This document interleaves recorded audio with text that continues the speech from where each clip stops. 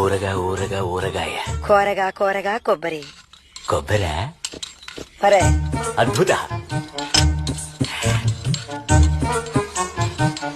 కూరగాయ తీయమని నిత్యం తీసేసావేంటి?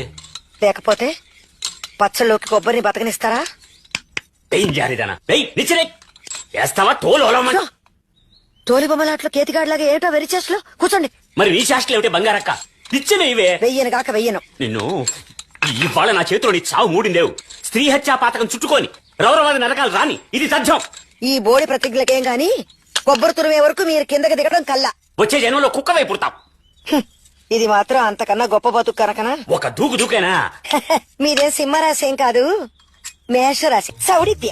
నీ ఇష్టానికి రుబ్బయ్యకేవు. బాగా మెదగని ఇంకో 4 తిప్పులు తిప్పి తగలడు. ఉప్పు కళ్ళు నలిగిందో లేదో కాస్త చూడవే.